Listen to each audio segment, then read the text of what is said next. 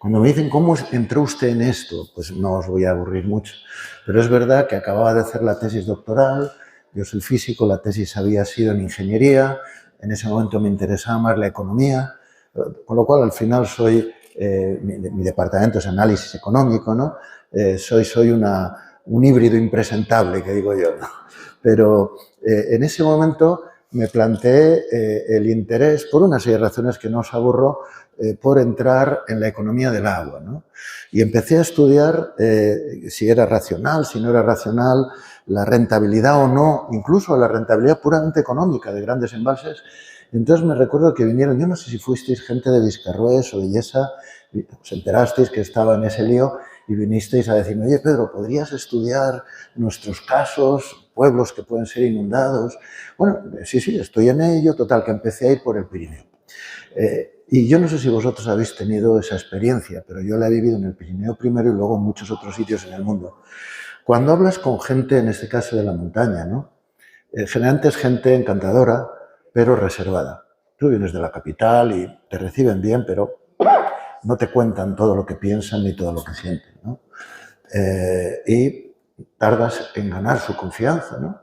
Y algún día que te quedas ya allí, quedas a cenar y ya tomas unas copitas, pues la gente ya se suelta a hablar, ¿no? Se suelta a hablar porque muchos de ellos, bastantes, sufrieron ya la experiencia de ver su pueblo inundado, desaparecido, borrado del mapa. Y entonces cuando te preguntaba, pasaba con mis padres, cuando yo les preguntaba por la guerra, no hablaban nunca de la guerra, porque era intentar olvidar, intentar borrar a base de no hablar. En realidad no lo olvidas, pero intentas olvidar, ¿no? Una experiencia tan traumática, pues la gente le cuesta mucho, no habla, ¿no? Pero en ese momento que digo, cuando hay un poquitín de confianza y tal, se abren a hablar. Pero siempre, antes de hablar, lloran. Y entonces yo lo digo, desde ese momento siempre que me ha pasado, lo digo, al final ya no es solo racionalidad, tú lo has dicho, no es solo buscar la razón de cuál es el coste, el beneficio, la racionalidad de ingeniería, de esto, de lo otro, sino también lo emocional, ¿no? Entonces yo creo que el agua es eso, es una confluencia de muchas cosas que son racional y muchas cosas que son emocionales, porque el agua es el alma azul de la vida y los ríos son parte de la esencia de un territorio. Entonces yo, cuando me preguntaban, ¿cómo entró usted? Yo digo, mire, yo al final ya entré por la doble vía. La vía de la racionalidad y la vía de la emoción. Y no quiero dejarlo. Lo único que, claro, yo sé que cuando a mí me preguntan, entonces usted en sus estudios es imparcial. Digo, bueno, si usted quiere decir por imparcial que yo no tengo opinión o valoración, no, yo estoy de un lado, del lado de los derechos humanos, del lado de la sostenibilidad de los ecosistemas, del lado de la justicia. En ese sentido no soy imparcial. Claro que estoy de parte de esas cosas que creo que son valores básicos, democráticos, humanos, ¿no? Ahora bien, como yo soy parte, cuando hago mis cálculos, soy muy cuidadoso en los cálculos, porque sé que me los van a mirar con lupa y hacen bien. Y entonces, en ese sentido, si usted me pregunta si mis estudios, mis trabajos han sido rigurosos, creo que sí. Si me pregunta si yo no tengo a priori ya una posición marcada en un sentido u otro, digo, no, yo tengo una posición marcada. Y el otro pequeña anécdota que recuerdo, creo que fue en Montaña, pero me pasó varias veces en el Pirineo. Empezábamos a ir, montamos la furgoneta de conferenciantes que llamábamos. Yo tenía una furgoneta, que luego me la quemaron. Pero una furgoneta, y entonces llamaban de Jánovas. Oye, vamos a hacer una charla, que hay aquí un problema. Y entonces le decía a Martínez Gil, hidrogeólogo, a alguien de derecho, a algún ingeniero, y íbamos la furgoneta de conferenciantes. Y escuchábamos a la gente y tal, y luego dábamos nuestra opinión. Y recuerdo que saliendo de allí de la charla de Voltaña vino un señor y dijo algo de lo que tú has dicho. Digo, ha sido muy importante lo que ustedes han hecho aquí. Lo retransmitía Radio Sobrarbe para todo el Sobrarbe. O sea, sala llena, pero todo el Sobrarbe escuchando, ¿no? Ha sido muy importante lo que ustedes han dicho. ¿Por qué? Porque, miren, nosotros sabíamos que teníamos derecho a lo que estábamos diciendo. Pero es que ahora sabemos que tenemos razón. Y eso nos hace más fuertes. Así que gracias a la universidad, digo, miren, no vengo en nombre del rector, nada igual, son la universidad. Necesitamos que ustedes sean la universidad. Era la necesidad de que una institución como la universidad se comprometiera a escuchar y a rendir servicio a la gente que no puede pagar, seguramente, ni que puede dar prestigio. A mí me habéis dado prestigio porque me habéis enseñado mucho. Casi todo lo que he aprendido lo he aprendido de vosotros, de ustedes. Así que muchas gracias. Bueno, vamos al asunto. Primero, no tienen por qué saber lo que es un relator, se lo digo rápidamente. Un relator independiente de Naciones Unidas es un experto o experta que selecciona Naciones Unidas a nivel mundial sobre una temática concreta para asesorar a las Naciones Unidas y dar seguimiento a esa temática ante los gobiernos, ante la opinión pública, etcétera, etcétera. Entonces, en este caso hay una veintena de mandatos, de relatorías. Yo soy el único español en ese conjunto de expertos y expertas.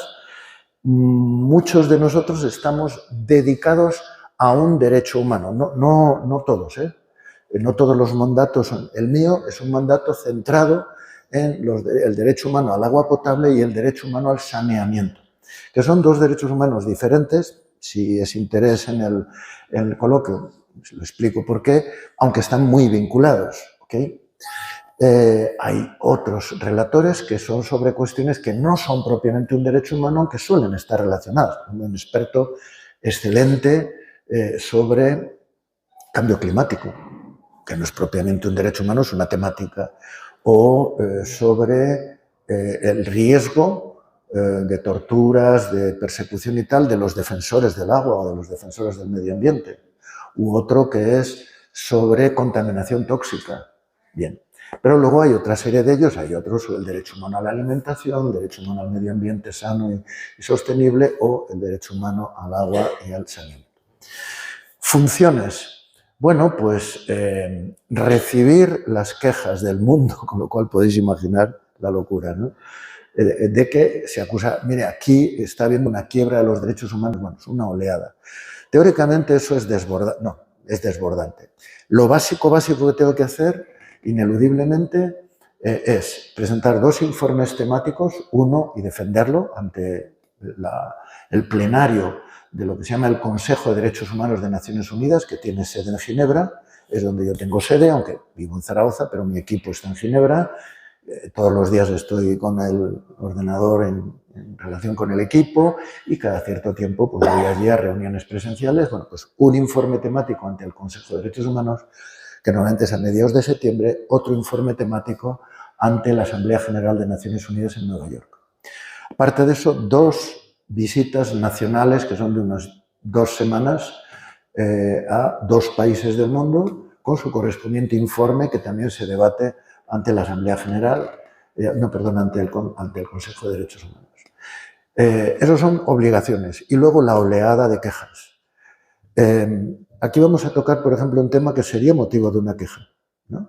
Si los purines u otras razones, de eso voy a hablar, pueden atentar contra los derechos humanos al agua potable y al saneamiento. Bien, cuando el relator detecta por lo que le dicen los movimientos sociales o lo que le dice un ayuntamiento o de cualquier lugar del mundo, detecta que hay alguna irregularidad que está poniendo en riesgo o quebrando los derechos humanos que a mí me corresponde vigilar, mi obligación no es decirlo en público todavía.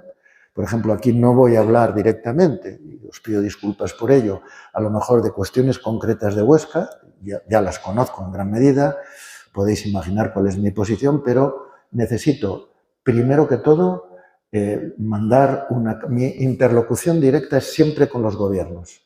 Entonces yo tengo que dirigir una carta al gobierno español diciendo he detectado tales problemas, tengo tales pruebas, me llegan tales informaciones y le pido más información al respecto, le llamo la atención sobre esto y si no estuviera en lo cierto le pido la información correspondiente que diga lo contrario y hago tales recomendaciones. Bueno, debo esperar 2 meses por, digamos, protocolo diplomático para dar tiempo al gobierno correspondiente a reaccionar, a no verse sorprendido por una rueda de prensa o por una conferencia, ¿no? Debo esperar 2 meses discretamente y a los 2 meses, tanto si hay respuesta como si no la hay, entonces yo ya tengo libertad para dar opinión en público en ese país o a nivel mundial. ¿Okay? Entonces, sobre este tipo de tema, en efecto, ya les digo y les adelanto, yo creo que fueron 5 o 6 meses, mandé, en concreto, es la única carta de alegación que he mandado al Gobierno de España, sobre un problema que sería similar al que ustedes pueden tener por acá. Pero si lo es o no, lo tienen que juzgar ustedes. Yo creo que es evidente, pero bueno, no lo diré yo, lo tienen que mirar ustedes. En concreto, me dirigí a una veintena de casos en España en donde, por dar prioridad, aunque la ley dice que no es así, que no debe ser así, la ley en España lo que establece es que la prioridad del uso del agua es para uso de boca, agua potable, la segunda prioridad es agraria, la tercera prioridad es industrial y de servicios, ¿no? Pero en la práctica no suele ser así. En la práctica se da prioridad a usos productivos, ya sean de regadío, de ganadería, de industria, de turismo, ¿no? Y si fruto de esa prioridad de facto se produce, como ocurre en España, no digo aquí, pero en muchos sitios, y daba varias referencias, yo os digo algunas de ellas, ¿no? Prioridad al uso productivo, pues se produce, por ejemplo, una sobreexplotación del acuífero que estaba sirviendo para dar de beber a los pueblos o a los pobladores de la zona. Por ejemplo, Doñana. Por ejemplo, la región de Baza, en el nordeste de Granada. Por ejemplo, toda la zona de Murcia, con todo el tema del Mar Menor, etcétera, etcétera. Por ejemplo, varios casos más en Castilla y León, Castilla-La Mancha, daba 20 casos, en donde o bien por sobreexplotación del acuífero, fíjense que en España, en aquel momento se lo documenté al gobierno, se estiman, porque no se quiere saber, se podría saber perfectamente el número, se estiman más de 1 millón de pozos ilegales. Imagínense que yo les hablara de 1 millón de asaltos a bancos. Dicen, no se sabe cuánto. No, claro que se tiene que saber, se puede saber perfectamente. Pero como es una vergüenza, en España y en cualquier sitio. Ahora vengo de Túnez. En Túnez me confesó el gobierno que el 60% de los pozos son ilegales. Y permitidos, claro. Ilegales, permitidos. Entonces, claro, cuando se da esa prioridad, que es legítimo ser seguramente el regadío, pero legítimo hasta cierto punto. Claro, si pone en riesgo el acceso al agua potable de la población, entonces ya no es legítimo. Ya es ilegal, incluso. No solo es ilegítimo, es ilegal. Y es un atentado a los derechos humanos. Entonces, ¿qué pasa en España cuando se llega a eso? O cuando, por ejemplo, hay contaminación de ese acuífero. Como ocurre también en Doñana, ustedes sabrán si ocurre aquí y en más sitios. ¿Qué ocurre cuando entonces por nitratos, pesticidas u otros contaminantes, lo que era un acuífero potable pasa a no ser potable? Hombre, como este es un país suficientemente rico, privilegiado, pues entonces se dice, no hay ningún problema, vamos a traer el agua de más lejos. O vamos a montar una depuradora más intensiva. En un caso de Guadalajara se había montado una ósmosis inversa, que es lo que se hace para desalar el agua de mar. Claro, pero ¿quién paga traer el agua de 80 kilómetros? ¿Quién paga montar una ósmosis inversa? O una depuración de desnitrificación o lo que sea. ¿Quién lo paga? ¿Lo paga quien ha originado el problema? ¿O lo paga la gente que hable simplemente el grifo y que no tiene ninguna culpa? Lo paga la gente. Entonces eso es lo que yo mandaba al gobierno de España. Mire, el derecho humano al agua potable no es simplemente tener agua potable a mano. Es tener accesibilidad, ¿de acuerdo? Pero también asequibilidad. Es decir, que aun para los más pobres, aun para los que tienen dificultades a llegar a fin de mes y no pueden pagar a lo mejor el recibo de la luz, o pasan frío, o a lo mejor incluso tienen dificultad de pagar el recibo del agua, tienen también derecho a que les llegue el agua, por lo menos un mínimo vital. no debe ser legal cortar el agua a una familia en situación de vulnerabilidad. Claro, si nosotros no tenemos en cuenta el aspecto de la asequibilidad y de repente suben las tarifas de manera injustificada, porque no es justo que pague usted lo que ha producido un problema a otro u otra, ¿no? Entonces ahí se está atentando, y lo dice entonces el relator de Derechos Humanos de Naciones Unidas, ¿no?, a lo que se llama la gestión del agua desde un enfoque de derechos humanos. Hablar de la gestión desde un enfoque de derechos humanos no significa que solo se hable de derechos humanos. No, no. Vamos a hablar del agua para todo, para la agricultura, para la industria, para el regadío, para todo, para las piscinas, para todo. Pero un enfoque de derechos humanos significa que hay prioridades. Y que lo primero es garantizar el derecho humano en las condiciones adecuadas. Es decir, que el recurso de mayor calidad, de mayor cercanía, el más barato, el más seguro, debe de ser ante todo para el uso de boca. Y luego vendrá todo lo demás. Pero no puede ocurrir que por todo lo demás o por algunas cosas de todo lo demás se quiebre esa prioridad. Eso rompe la prioridad. Es muy frecuente que por el tema de purines, que rompe la potabilidad del agua, ¿no?, en muchos casos, ¿no?, lo que antes era potable ya no lo es. Podemos seguirlo bebiendo, pero lo peor es que, y no lo digo de aquí y de allí, en general, ¿no?, cuando nosotros tenemos contaminación de nitratos o contaminaciones peores, tóxicas, por ejemplo, pesticidas. Vengo de Perú. Bueno, acabo el argumento y luego hablo un poquitín de Perú, porque cuando viene una contaminación de ese tipo, como la de Perú, que les voy a decir de metales pesados, un agua contaminada con purines, o con nitratos derivados de los purines o de otros, o de abonos usados en exceso, o con trazas de pesticidas, o con trazas de plomo, o de mercurio, o de arsénico, no sabe a plomo. El agua no sabe a plomo, no sabe a arsénico. Te sabe normal y está clarita. No te da una diarrea como cuando el agua está contaminada con bacterias, ¿eh?, que por lo menos te da una diarrea, con lo cual salta la alarma, cuidado. Y bueno, pues aunque es verdad que mueren muchos niños en el mundo por diarrea, pues en un mundo como el nuestro, donde el hospital está cercano, la farmacia está cercana, pues no va a morir. Nos pone en alerta. Pero si nos estamos envenenando poco a poco con contaminantes que no saben a nada, lo que estamos quitando son décadas de vida a nuestros hijos. O nos están, digamos, condenando a vivir X tiempo con enfermedades progresivas. Hay muchos de esos contaminantes, no me refiero en este caso a los nitratos, pero sí, por ejemplo, a los metales pesados, que no son eliminados por el organismo. No te producen un problema de indigestión y luego ya pasa. No, se acumula en los tejidos. Y según vas tomando más, se acumula más, ¿no?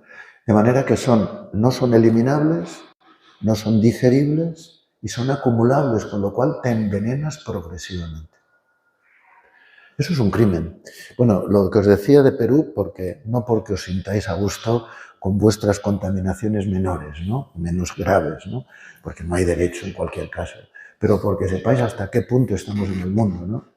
En Perú hice la visita oficial, tengo que hacer todavía el informe oficial y tengo problemas serios con el gobierno de Perú, pero no porque sea ni bueno ni malo, sino porque lógicamente cuando señalas que algo va mal, los gobiernos se enfadan contigo. Pero bueno, como soy experto independiente, más que pueden hacer es enfadarse conmigo. Se reconoce oficialmente, mirad lo que os voy a decir, reconocido oficialmente con la boquita pequeña, pero oficialmente el 30% de la población peruana se contamina diariamente con metales pesados.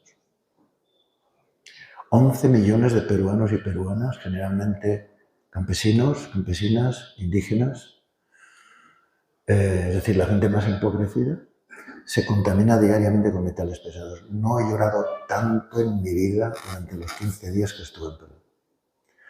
porque eran continuos encuentros con comunidades, tuve 200 y pico encuentros con comunidades. Me venían viajando a veces de 3 días de viaje, porque si vas por la Amazonía, pues son 2 días de barca, un día andando, otro día no sé qué, otros días son 40 horas de viaje, y venían, a lo mejor, todos muy organizados, la comunidad tal viene a verle, tal, ¿qué pasa? Pues esto tal. Y venían las señoras, sobre todo las mujeres, ¿no?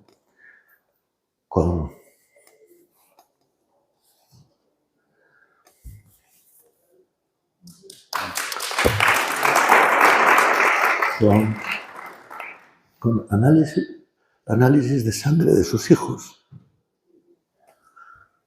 con metales pesados. He estado envenenando a mi hijo sin saberlo durante 4 años y no sé qué hacer para no seguirlo envenenando. Y lloraban. Y yo lloraba con ellas, ¿qué podía hacer? Todos los días. Como mínimo 11 millones de personas. Probablemente mucho más, porque si el gobierno reconoce eso, significa que muchos más. Yo estoy preguntando en Naciones Unidas cómo se llama a ese crimen. Lo primero que te viene a la cabeza es genocidio, pero no es genocidio porque no hay voluntad de matar. Es verdad, pero se sabe que se está matando. Es la minería a cielo abierto, que contamina con metales pesados los ríos, los alimentos. La vaquita, que dicen, la vaquita está contaminada, la leche de la vaquita está contaminada, la carne de la vaquita está contaminada, el tomate está contaminado. No hay voluntad de matar, pero se mata. Masivamente, sistemáticamente. ¿Cómo se le llama a eso? Mañana voy a Barcelona a discutir el tema en la universidad porque me llaman para discutir de eso. Y lo tengo planteado en los servicios jurídicos. ¿Cómo tengo que llamarle? Para no cometer un error o un insulto indebido a un gobierno o algo, ¿no? Pero eso no puede seguir en la impunidad. Es demasiado grave. Y no pasa solo en Perú. Lo he visto en Perú. Pasa en media África, pasa en 3/4 de América Latina, pasa en Asia. Claro, en países como el nuestro, pues eso se prohíbe, ¿vale? Pues no se hace. Y nuestras empresas, o las empresas suizas, que son muchas de ellas, pues se van a hacerlo a otro país, donde se puede hacer. Bueno, aquí es menos grave. Ustedes valórenlo. Pero obviamente si lo que era agua potable hoy se reconoce que es agua nitrificada, si es así, por vertidos de purines, por lo que sea, eso no es potable. Entonces, pues dirán, no, pues ya vamos a traer el agua de más lejos. Eso, si es así, no es cumplir las obligaciones que implica la obligación de los derechos humanos al agua potable, al saneamiento. Sépanlo. Y lo pueden exigir en nombre de los derechos humanos que todo gobierno tiene la obligación de hacer cumplir y de garantizar. No es un lujo que ustedes están pidiendo. Y no vale decir, pues compren agua embotellada a 1.000 euros metro cúbico. ¿Saben lo que cuesta esto, no? 1.000 euros metro cúbico. 1 euro el litro, más o menos. Depende de dónde la compres, ¿no? Un metro cúbico tiene 1.000 litros, 1.000 euros metro cúbico. Por el agua potable estamos pagando 1 euro, 2 euros, 3. Si nos ponen 4 ya nos enfadamos, pero pagamos luego 1.000 euros metro cúbico. ¿Porque el agua que sale del grifo no es fiable? ¿O porque nos recomiendan que no bebamos del agua del grifo porque tiene nitratos, o trazas de pesticida, o trazas de no sé qué? Eso no es cumplir los derechos humanos. Luego, en nombre de una obligación tan sagrada, tan básica como los derechos humanos, si ustedes creen que no se está cumpliendo, reclámenlo, además de todo lo demás que quieran hacer o puedan hacer, a través de métodos pacíficos, como siempre. Va llegando, ¿no? Yo siempre digo una cuestión y con esto casi voy a acabar, ¿no? Lo habéis dicho, creo, vosotros ya a la entrada. Cuando me preguntan, Pedro, pero no te sientes, no sé, frustrado, ¿no? De no poder cambiar. Digo, Enrique, sí que me siento frustrado, ya digo, lloro y todo también, no me desahogo como buenamente puedo, pero yo sé que yo no soy Superman, ni Superman existe, ni tiene que existir. Entonces yo no voy a resolver los problemas, yo solo sé. Por otro lado, fijaros que hemos organizado Naciones Unidas, que está lejos de lo que debería ser. Muy lejos de lo que debería ser, pero si no existiera habría que volverla a fundar. lo mejor posible, ¿no? Y le hemos dado la prerrogativa de inmensas negociaciones para al final llegar a establecer obligaciones legales, son como leyes internacionales, como son los derechos humanos. Son obligaciones que todos los gobiernos deben cumplir. Le hemos dado esa capacidad política y moral a Naciones Unidas, pero no le hemos dado la función, la capacidad de hacer cumplir esas obligaciones internacionales. Por ejemplo, el gobierno, una ley acá, dice, usted no puede correr por la autovía a más de 120. Ah, pero yo quiero ir a 180. Bueno, pues la ley dice que no puedes ir a 180, pero si vas a 180, pues una pareja de la Guardia Civil te lo va a explicar, en nombre del gobierno, ¿no? Te van a meter un multón que te van a quitar las ganas de seguir haciendo tonterías de ese tipo, ¿no? ¿Vale? Bueno, pues ese poder no se lo hemos dado a Naciones Unidas. Entonces, ¿quién tiene el poder para hacer cumplir los derechos humanos? Los propios gobiernos, los propios estados. Con lo cual, los estados son juez y parte. Entonces, ¿qué puede hacer Naciones Unidas? No, pues en realidad no puede obligar, puede denunciar. ¿Y qué puede hacer un relator? Si esto no lo puede hacer Antonio Guterres, pues ¿qué puede hacer el relator? Bueno, pues obviamente el relator no le puede agarrar al gobierno peruano, o al gobierno español, o al gobierno chino y decir, oye, tú vas a hacer esto, porque si no, te va a caer el pelo. No.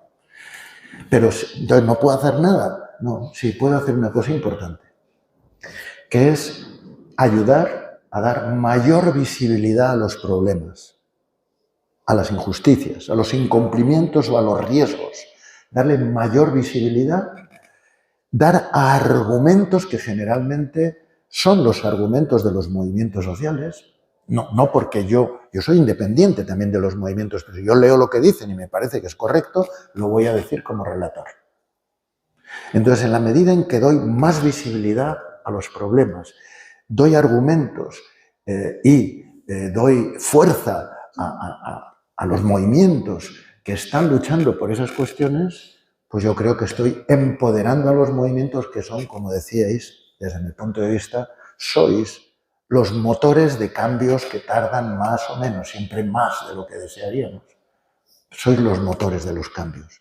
Cambios legales y cambios también jurídicos y cambios en la realidad al final. Muchas veces con pasos atrás, muchas veces mucho más lento de lo que sería justo y necesario. Pero eso es lo que puedo hacer y eso es lo que debéis exigirme, ¿no? Dar más visibilidad a los problemas, empoderaros a través de los argumentos, ¿no? Cuando llego a un país y hago una rueda de prensa, después de estar 15 días, pues está toda la prensa, están todas las televisiones, está todo el mundo. Entonces, cuando digo lo que digo, pues claro, a los gobiernos les influye porque eso pasa a ser muy visible. Y a los movimientos sociales no les resuelvo el problema, pero les empodero, ayudo a que esos movimientos tengan más fuerza, ¿no? Y yo creo que esa es mi misión, ¿no? Aparte de, bueno, pues cuando tú a un gobierno le dices algo, se lo dices públicamente, bueno, se genera una cierta presión. Al menos mientras eso está en la prensa, no está. También hay gobiernos de buena voluntad, o gente en los gobiernos, o gente en las sociedades de buena voluntad, que ante lo que dice el relator, mitad por, lo que debía ser obligación, pero mitad por convencimiento, bueno, prestan una cierta atención. Y a veces sirve para iniciar procesos de reforma, de escucha, de atención al problema, ¿no? Cuando el relator hace unas recomendaciones en sus informes, en sus alegaciones a un gobierno, los gobiernos no tienen directamente la obligación de cumplir lo que el relator le está recomendando, pero si en su respuesta acepta alguna recomendación, ahí sí, eso pasa a ser obligación. Y ocurre a veces, por bien quedar o por convencimiento, pues el gobierno dice, en esto creemos que tiene razón, lo acepto. A partir de ahí, el relator al año siguiente puede ir al gobierno a decir, ¿ha cumplido usted? Sí, no, es su obligación, ¿no? Pero bueno, en ese papel es en el que estoy. En principio, vamos a decir, el nombramiento es por 3 años, que se culminan este año, y el Consejo vota si quieren que continúe otros 3, máximo. De manera que este año ya votaron y dijeron que siguiera otros 3, o sea, me quedan este año y otros 3 años, ¿no? en esta función, si la salud me lo permite y si no, bueno, para mí es un enorme honor, muy desbordante, muy desbordante, pero también muy ilusionante. Y en ese sentido de que no soy Superman, ni quiero serlo, ni puedo serlo, ni me da la gana, me encuentro como siempre, solo que ahora desde una posición más oficial, más tal, con mucha gente linda, mucha gente hermosa, ¿no? Con gente generosa, con gente que no va a ganar nada con esa lucha más que su conciencia o la consecución de una cuestión que es justa, ¿no? Y en ese privilegio de conoceros, de encontraros, yo genero gran parte de mis argumentos de felicidad en mi vida, de siempre. Así que ya por delante, gracias. Se celebra el 22 de marzo, que está muy cerquita, el Día Mundial del Agua. Este año, además, se ha conseguido una cuestión que ya veremos. Igual es más frustrante que ilusionante, pero yo estoy peleando, mucha gente está peleando. El 22, 23 y 24 de marzo tendrá lugar en Nueva York, por primera vez en 50 años, una conferencia mundial del agua convocada por Naciones Unidas.